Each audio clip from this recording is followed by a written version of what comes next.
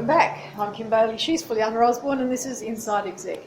Today we're talking to Anna Mirzayan, and I'm going to let Fulyana introduce her. Hi Anna, and thank you and welcome. Thank you. Anna's been in her career as marketing for over 18 years in the various industries, in the finance industry, in places such as education institutions, membership associations, and training organizations. Insurance and finance, as I said. Anna's passionate about helping her corporate clients. She's set up her own company now, and she's passionate about helping her corporate clients with their products and marketing and branding to help them achieve their goals.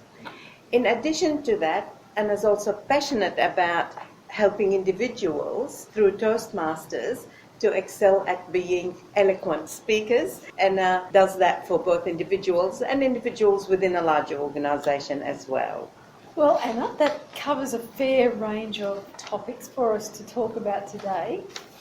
Can you narrow down for us the thing that perhaps is your area of most passion at the moment? It's interesting because I have two passions. Marketing is my passion. That's something that I guess grew into the role at a later time in my career. And the second passion that I recently found, of course, is also public speaking and helping others to be able to speak in public effectively and engagingly. What I loved about marketing, it's interesting because I started my career in reverse to what most people do. Most people, they finish school, then they go to university, and then they start their first role in the workplace, and then gradually increase in responsibility. Whereas I did everything in the flip side. So I started my family at a very young age, and when my children started school, that's when I went back to the workforce and realised, oh, hang on, I need to do something, if I want to get somewhere in my career. So I started working and studying at the same time. So I did 3 qualifications, all of them part-time, so I was forever studying. And the first one was accounting, thinking that's what I wanted to do. When the kids were young, when I first went back to work, it was, accounts type role, so I thought I'd do my accounting and that's what I'm going to be doing. 6 years later, when I finished and got my qualification, I realised I don't really have a passion for that.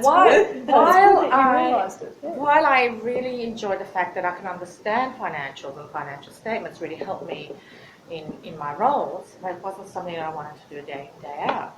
So then I went back to drawing on what is it that I want to do.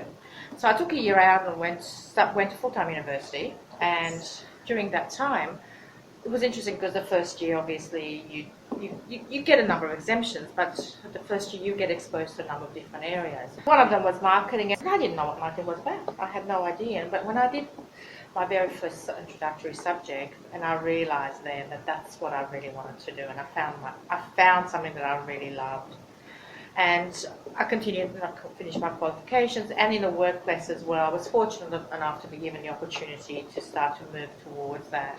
From there, I was working for a large financial institution at the time.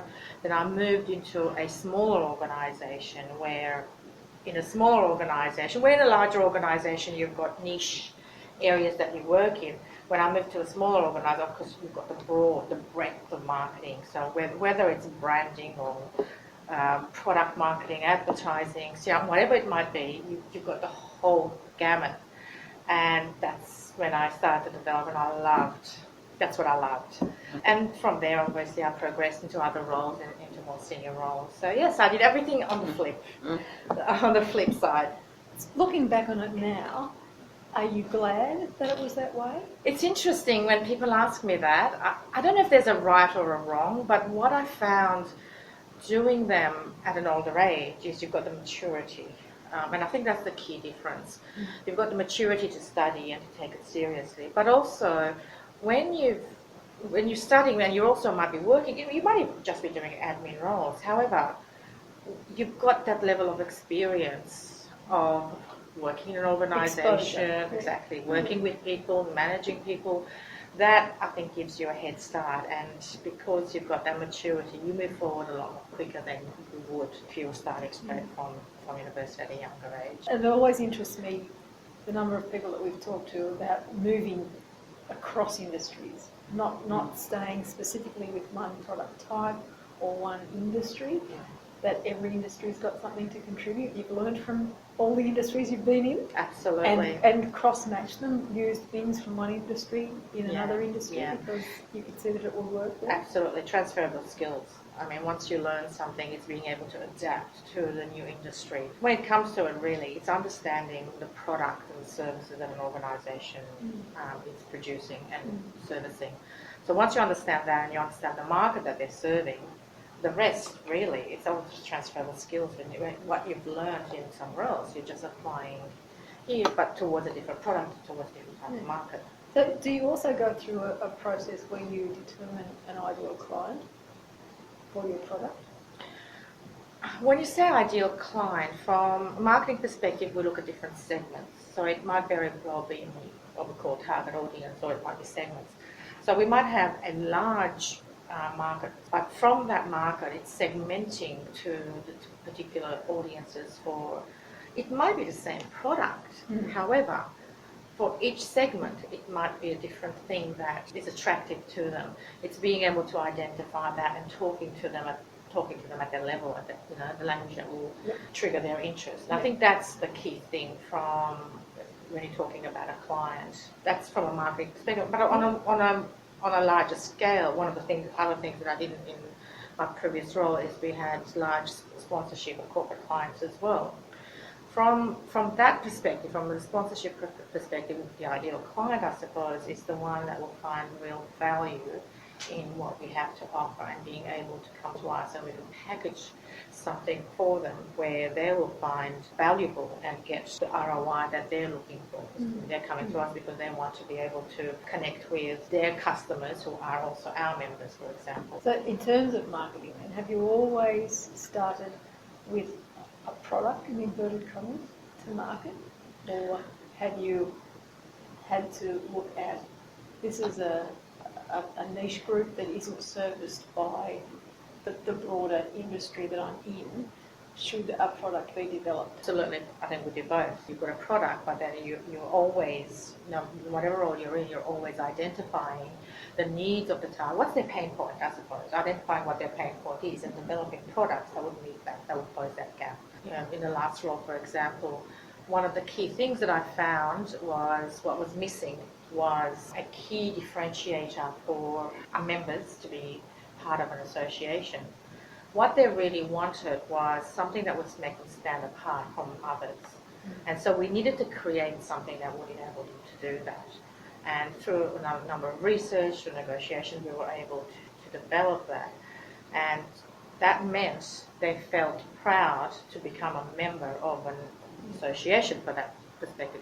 It's not just to be a member in order to have access to products, but it's to become a member to join that organisation in order for them to feel like they've got a status and recognition. And that's one example. So in that sense, then what you're talking about developing in terms of marketing is applicable not just to commercial organisations, but to special interests, not-for-profit or any of that. or across the board, that they really have to be looking at those sorts of things. Absolutely. And we probably better let Fulyana say something, otherwise we'll both be in trouble. Do you have a question, Fulyana? I was actually going to touch on the fact that when you work for which you have different size organisation, the decision, the marketing aspect of the product development, etc., might have similarities, but getting those decisions through and agreed through the politics of an organisation, did it differ from one size to another? Did it differ? I think in a lot of organisations you've got to be able to somehow prove the value of what you're offering. Yeah. And I think whether it's a small organisation or a large organisation, you still need to do that. Yes. If it's a small organisation, it might be a not-for-profit, but you still have boards that you've got to access. You've still got the executive team that you've got to access, and then in some areas you've got the members that also need to agree to it. So while small organisations, quite often people think they're more nimble, but there's still a lot of hurdles you've got to jump through to be able to prove what you're putting to the market is going to, at the end of the day, bring value to the organisation and to your customers. So your stakeholders are still stakeholders. Absolutely. Then you still got to sell the concept, you got to prove it, and then go from there. Absolutely. Some people think there's less politics in smaller organisations. That hasn't been my experience. Yes. Would you say that marketing is an area that's misunderstood or confused with sales? Oh, absolutely. Absolutely. It's interesting when you ask some people, what's marketing? Some of them say, oh, it's buying the squeezy balls that you find at the events, or they think that's all it is. Or some people say it's marketing when it is sales. Absolutely, there is definitely a misconception. The marketing team really supports the sales team. The marketing team needs to be able to generate the leads for the sales team to convert. And I think that's the key differentiator. But also, the marketing is not only getting the leads, but it's also enhancing the brand and it's enhancing the reputation.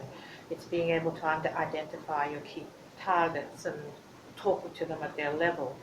So it's the preparation and the tools give to the sales team in order to help them sell the product, but also the activities that you do is what will generate the leads for the conversion. That's the key differentiator, I would say. Do you have marketing mentors? People, not so much for you personally, but people in the marketing world that you look at and want to learn from, or Absolutely. continually learn from? Absolutely. One of my former colleagues actually has been a great marketing mentor for me, and whenever I needed something, I need to bounce an idea off, I used to do that. But also in addition to that, it's joining associations and where you have like-minded people. And I mean, obviously I was a member of ADMA, and I used to attend monthly CMO meetings that they used to have, where each month a different CMO would present their challenges and what they've been able to produce. That's been instrumental in helping me to identify new opportunities and new ways to do things, new trends. And I think that's an important part of, in any profession, to be able to try and connect with an association where you've got similar people, similar like minds, and people in the same profession. You learn of each other and you learn new ideas, you learn new technologies are out there, and to be able to expand your skill set. And it's good to have a mastermind group where you all know at a certain level the challenges that you face. Absolutely. But there will always be someone who has gone past that challenge and is prepared to share it with you. And I think it's very important for us to maintain some level of encouragement for the people who are listening to us, that those sorts of meetings, those sorts of gatherings are not about people sabotaging or finding out industrial information that shouldn't be shared, but it's about sharing experience and knowledge and wisdom and people learning from one another. And it might not be that they learn from that activity that you talk about at those meetings, but they learn something else that helps them along the way and helps them make, it might be a technique that they learn for writing down their ideas, or not writing down, or not taking on the stress, or not dealing with that problem and having time out at the beginning of the day. It might be totally unrelated to what you're talking about, but they pick up something out of that gathering. And I think the mastermind concept is probably the best thing for people at this level of their careers to be encouraged to participate in. That actually extends internationally, doesn't it? Because I know from other conversations we had that you have helped people in other countries learn from some of the stuff you've done in the associations and vice versa. And so that extends sort of that knowledge, getting to know, going to conferences offshore as well as onshore, talking to like organisations. Right. Did you find there are portable things that you can get from, say, the UK to here to the UK, etc.? Absolutely. And when we were launching one of those products, it was actually working very closely with the UK. And yeah, I mean, it was interesting how much they learned from the Australian market and the way we do things. And they, they used to often come to meetings, and when we present, whether it's a branding concept or whether it's a e-marketing type or electronic marketing or social media type, the things that they learned from from our market was actually incredible, and vice versa, absolutely. Yeah. In touching then on the social media and the e-marketing, we do live in an age where so many more opportunities are presented to us to promote business and activities and products. How do you keep up to date with it? And is it something, so two-part question, how do you keep up to date? And secondly, do you take on everything that new that comes along? I think the key thing is to have your strategy in place and stick to your strategy. What's your strategy? What is it that you're trying to achieve? So with social media, it's imperative that you do that, because you can otherwise be out there throwing everything out without really having a purpose. What's your purpose? What are you trying to achieve? And I think that's the key thing. When I developed a social media strategy in my previous role, there was a definite purpose. We had a number of different mediums that we used, and each one had a purpose, and each one had a different market, if you like. So each one had different types of subjects, different communication tools.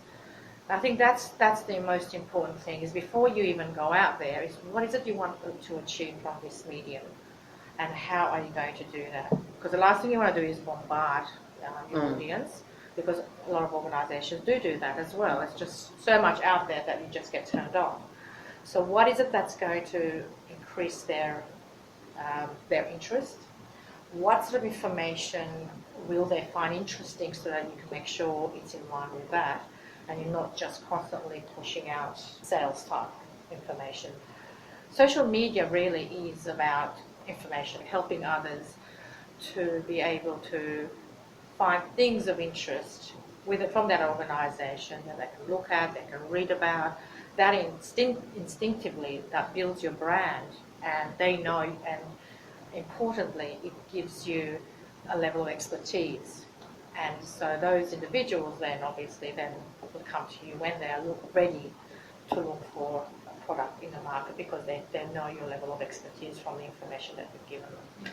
It's finding a good balance and understanding each media is different type of information, and how much do you, so you can obviously automate some, but then you're quite often sending out information that's not relevant to that market. So it's finding that relevance is really important. So once you've done that, I'm interested in the measurement side, on the other side of the scale.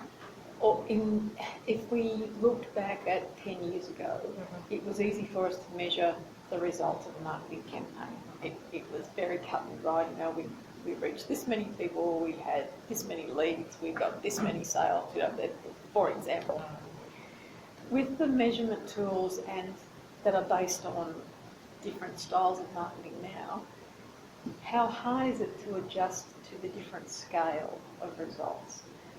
What I mean by that is that if I look at my own businesses, if I advertise and I get a 5% click-through rate, I think I'm doing exceptionally well. Where when I first started and they said to me, oh, if you get 5%, that'll be good, my mind said, 5%? For all of those people that are contacted, I'm only going to get 5%. Yeah. And so how hard is the adjustment in terms of the measurement? Yeah. Well, the adjustment is actually, it's easy, because if you were doing a direct mail campaign, the only measurement is if somebody picks up the phone and rings you. Whereas if you're doing e-marketing, yes, as you mentioned, not only can you see how many people opened and read it, but you can also see how many people click through the different parts of your communication. And then that helps you to understand what they're interested in, what they want to read. That also enables you then to, if you're doing other campaigns that are follow-up to that, to identify those that have that interest, and then be able to segment and target different key messages to each of those groups. Yeah. And I think that is invaluable from that perspective. Powerful. Exactly. Really powerful. Yeah. And of course, then that's your lead generation. Then conversions obviously is another measure. But yes, it is 5%. Is not so bad. But if you do 30% open rates, for example, for an email campaign, that's considered fantastic. Whereas before, if you were doing a direct mail campaign, you don't know how many people, just throw it in the bin.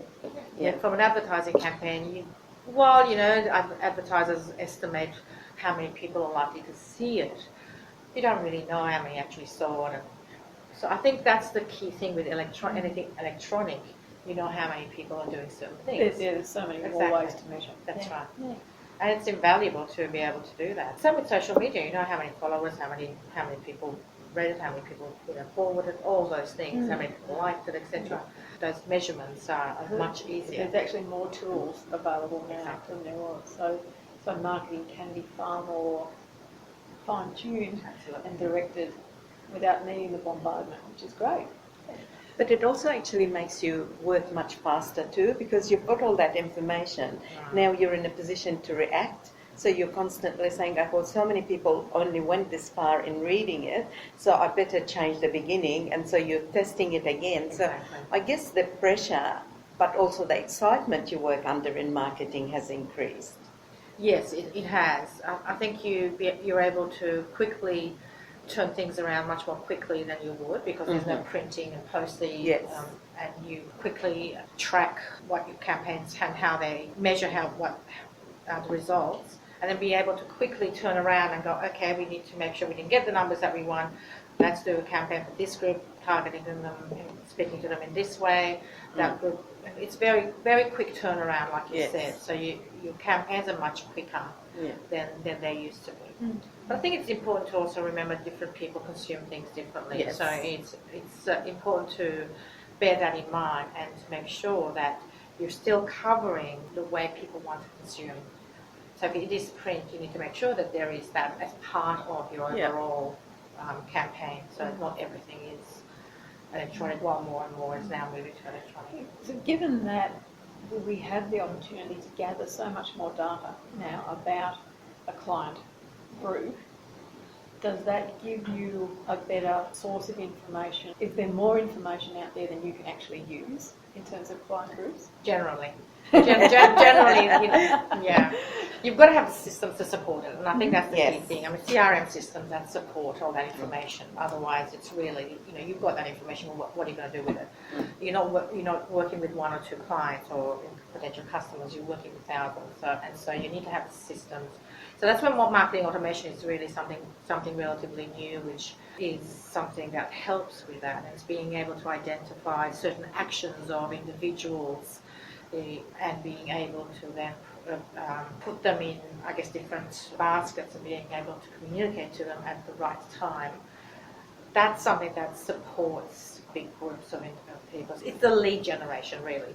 It's being able to identify lead scoring, where you score different measurements for different actions that someone's done. And again, you can only do it through electronic forms, because then you can see the steps that they've taken, whether they've done a website visit, whether they've called in, whether they've responded to an email, and all of them after scoring, then you're able to take action because that person has done so many different steps. So if you have the technology and the system to support that, then you've got an exciting communication, but it's the systems, and that takes time to build. To mature. Have you ever been really surprised with a result? Oh, yeah. Good or bad, doesn't matter. I've been surprised at some of the positive results that we've had. I think I mentioned to you one of the things that in an association, the thing that members were looking for is beyond just the products, but feeling that they get to be part, to belong to that particular association. When I identified that, that's obviously research was very clear, and we developed a key proposition that would meet that. And then it's finding a way to sell that, finding a way to communicate that will make them feel that. And the response we got was astronomical. It was just an incredible... Very rewarding, because it's not a tangible thing. Exactly. And so to be able to sell something that's that intangible is very rewarding. I know at the time how exciting it was for the people themselves, the members, as well as the organisation, to say, well, that is something that we never thought about, and now they see it as a plus by being there. And I think it also goes to show you that people like to mix with like minds. It like to mix and learn from people who are as passionate about a topic as they are, and that makes a difference.